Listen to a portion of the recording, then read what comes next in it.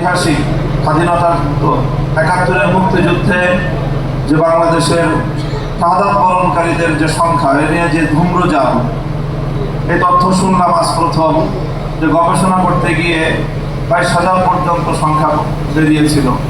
২২,০০০ হোক যাই হোক, তো একজন ব্যক্তির একটি আবেগ মাখা বা একটি মিথ্যা বক্তব্যকে ধামাচাপা দেওয়ার জন্যে ২২,০০০ বীর শহীদদের পরিচয়কে গোপন করে রাখা এটি জাতীয় অপরাধ।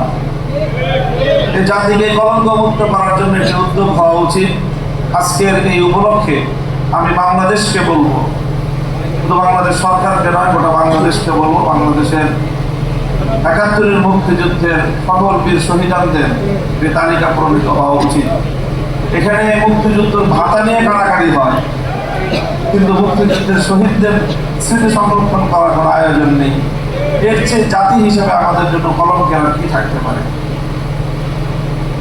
আজকে ৫ই আগস্ট বিপ্লবের ৬ মাস পূর্তি হচ্ছে। এই উপলক্ষে নাকি পলায়ত নেতা নেত্রী তিনি বক্তব্য দিবেন।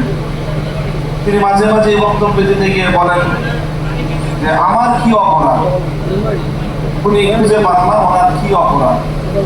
আমরা জানি কোরআন থেকে আল্লাহ পাক রব্বুল আলামিন যখন ইবলিসকে বিতাড়িত করেছিলেন, তো ইবলিস আল্লাহ পাক রব্বুল আলামিনের সামনে দাঁড়িয়ে সে কথাই বলেছিল, আমার কি অপরাধ, আমি আদমকে কেন সেজদা করব।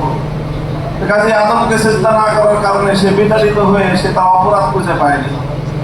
আপনি বাংলার ২,০০০ দামাল সন্তানকে প্রকাশ্য নির্দেশে হত্যা করলেন, এরপরে আপনি আপনার অপরাধ খুঁজে পান না। এর চেয়ে জঘন্য অপরাধ আর কি হতে পারে।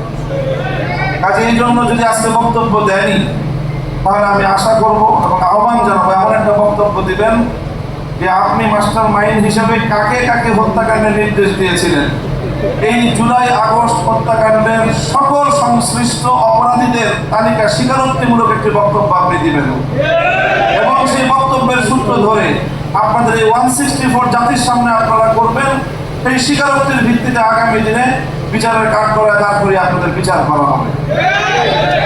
পার্শ্ববর্তী দেশ হিসেবে ভারতকে বলতে চাই যে আপনারা বাংলাদেশের স্বাধীনতা সার্বভৌমত্বকে যদি এতটুকু সম্মান করতে না জানেন, তাহলে আপনাদের সঙ্গে কূটনৈতিক সম্পর্ক বাংলাদেশ রাখবে কিভাবে। যে আপনারা বাংলাদেশের একটি ওয়ারেন্টভুক্ত আসামিকে আপনার কোলে বসিয়ে জাতির বিরুদ্ধে, শহীদদের বিরুদ্ধে আবার নতুন করে বিশুদ্ধার করবার জন্য প্ল্যাটফর্ম তৈরি করে দিবে, আর বাংলাদেশের মানুষের সঙ্গে আপনার প্রীতের সম্পর্ক থাকবে, এই ধরনের কাজা করে কূটনৈতিক চিন্তা করা ঠিক নয়।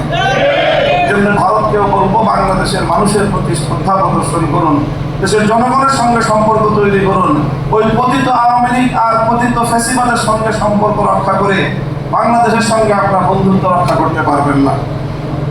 প্রিয় সাথী ও বন্ধুগণ, আরেকটি কথা যে আমরা ইতিমধ্যে দেখছি সাম্প্রতিক সময়ে যে মাঝে মাঝেই বিভিন্ন জায়গা দিয়ে এই পতিত স্বৈরাচারী ফ্যাসিবাদের দোসররা তারা মাথা তুলে দাঁড়াবার উকি দেওয়ার চেষ্টা করছে, বিশেষ করে যখন সকল নাগরিকরা ঘুমিয়ে থাকে সকাল সকাল নিভৃত সময়ে।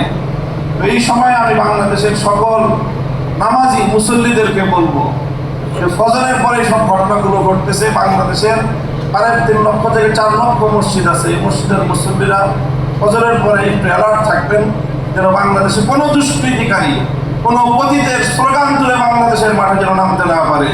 শহীদদের রক্তের সঙ্গে গাদ্দারি করবার কোনো সুযোগ কাউকে আমরা দিতে পারি না। বাংলাদেশে বিচার হতে হবে। এই যে বিচার হয় না ৬ মাসে, আর তেমন কোনো অগ্রগতি নেই। এটার অন্যতম আরেকটা কারণ হলো যে বাংলাদেশের প্রচলিত ব্রিটিশ প্রবর্তিত বিচার ব্যবস্থা, এই বিচার ব্যবস্থার যে দীর্ঘসূত্রিতা রয়েছে, সেটার কিভাবে নিরাপদ ঘটানো যায়, আল্লাহর জমিনে কিভাবে সাম্য এবং ন্যায় বিচারের আল্লাহ প্রদত্ত কোরআনের বিচার ব্যবস্থা প্রতিষ্ঠা করা যায়, সে লক্ষ্যে আমাদেরকে এখন থেকে অগ্রসর হওয়া দরকার। আজকে এই ফ্যাসিবাদের ৬ মাসের মধ্যেও বিচারের ন্যূনতম কোনো ব্যবস্থা না হওয়া, এটা একটি জ্বলন্ত দৃষ্টান্ত যে এই বিচার ব্যবস্থার চেয়ে ইসলাম প্রদত্ত বিচার ব্যবস্থা অনেক শ্রেষ্ঠ এবং মুসলিমের অধিকার আদায় করার জন্য গ্যারান্টি।